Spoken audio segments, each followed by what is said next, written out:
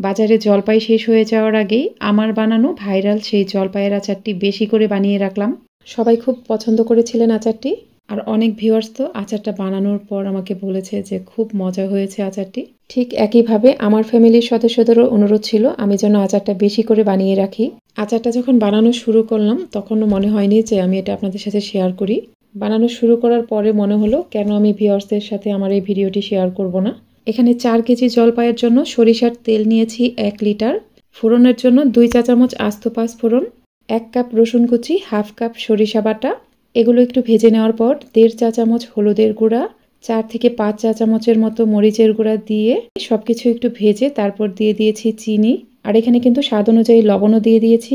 এখানে 4 কেজি জলপাইয়ের জন্য চিনি নিয়েছি 2.5 কেজি পরিমাণ। আপনারা মিষ্টির পরিমাণটা নিজেদের টেস্ট অনুযায়ী দিতে পারেন। অনেকেই বলেছিলেন আপু আপনার আচারের মতো আমাদের আচার কেন এরকম কালার আসে না। আমি এখানে আপনাদের জন্য একটা টিপস দিচ্ছি। দেখুন আমি এখানে চিনি দেওয়ার পর কিন্তু সবকিছুই ভালোভাবে একটু ভেজে নিচ্ছি। চিনি দেওয়ার পর একটু ভেজে নেবেন, তাহলে দেখবেন এখানে খুব সুন্দর একটা কালার আসবে। চিনিটা কিছুক্ষণ ভেজে নেওয়ার পর এখানে দিয়ে দিব 2 কাপ পরিমাণ পানি। অনেকেই বলেছিলেন পানি দিলে কি আচারটা নষ্ট হবে কিনা। পানি দেওয়ার ফলে আচারটা নষ্ট হয়ে যাওয়ার ভয় থাকে অবশ্যই। আচারটা বেশি দিন সংরক্ষণ করতে চাইলে অবশ্যই ভিনেগার অথবা সাদা সিরকা ব্যবহার করতে হবে। আর আচারটা নর্মাল ফ্রিজে সংরক্ষণ করতে হবে। পানি দেওয়ার পর আমি এখানে একটা বলক আসা পর্যন্ত অপেক্ষা করব। যখন ভালোভাবে বলক চলে আসবে তখন জলপাই দিতে হবে। এখন আমি আপনাদের জলপাইগুলো দেখিয়ে দিচ্ছি। দেখুন আমি জলপাইগুলো কিভাবে কেটে নিয়েছি। বটির সাহায্যে জলপাইগুলোকে একদম কুচি কুচি করে কাটবেন, আর অবশ্যই মিহি কুচি করে কাটবেন। এই জলপাইগুলো এভাবে কেটে নেওয়ার ফলে আচারের ভেতরে সমস্ত মশলাই খুব ভালোভাবে প্রবেশ করবে। জলপাইয়ের প্রত্যেকটা সাইডেই একইভাবে একদম কুচি কুচি করে কেটে নিয়েছি, তাতে আচারটা খেতে একটুও টক লাগবে না। এদিকে পানিটা বলক চলে এসেছে, এখানে জলপাইগুলো দিয়ে দিলাম। আমার জলপাইয়ের তুলনায় পাত্রটা খুব ছোট হয়ে গিয়েছিল। যাই হোক আমি এখানে আপনাদেরকে আচারটা বানিয়ে দেখিয়ে দিব। এখন আচারের জন্য একটা মশলা রেডি করেছিলাম, সেখান থেকে কিছুটা দিয়ে দিব। আমি এখানে 8 টেবিল চামচ পরিমাণ পাঁচ ফোড়ন ও 20 থেকে 25টার মতো শুকনা মরিচ হালকা তেলে তারপর ব্লেন্ডারে গুঁড়া করে নিয়েছি। মশলাটা একদম মিহি করে গুঁড়া করবেন না, এরকম আধ ভাঙা করে নেবেন। এখান থেকে কয়েক চামচ মশলা আচারে দিয়ে দিলাম। আচার বানানোর শেষ পর্যায়ে বাকি মশলাটুকু ব্যবহার করব।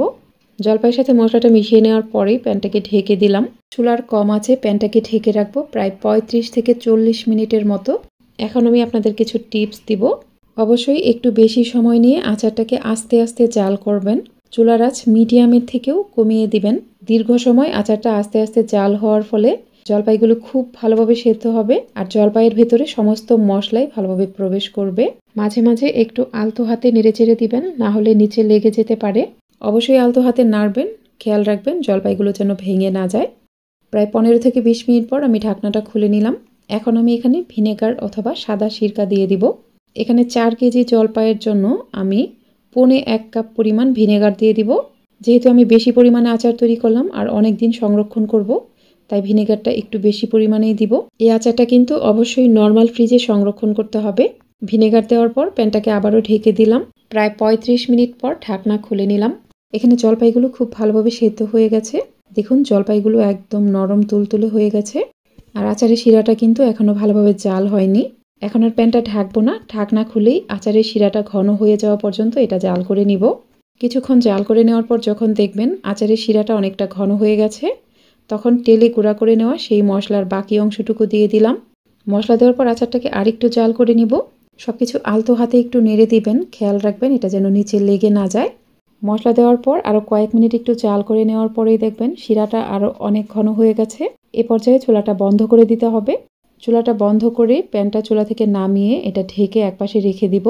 আচার পুরোপুরি ঠান্ডা হয়ে যাওয়ার পর আপনাদের দেখিয়ে দিচ্ছি। আমার আজকের এই রেসিপিটি আপনাদের কাছে ভালো লাগলে অবশ্যই আমার ইউটিউব চ্যানেলটিকে সাবস্ক্রাইব করে পাশে থাকা অল লেখা বাটনটাতে ক্লিক করে দিবেন।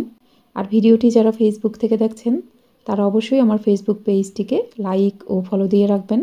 ঠান্ডা হয়ে যাওয়ার পর দেখুন আচারের শিরাটা কিন্তু আরও অনেকটাই টেনে গেছে। আচারটা দেখেই নিশ্চয়ই বুঝতে পারছেন এটা খেতে কতটা মজার হতে পারে। জলপাইয়ের সিজন শেষ হওয়ার আগেই আচারটা বেশি করে বানিয়ে নর্মাল ফ্রিজে সংরক্ষণ করতে পারেন।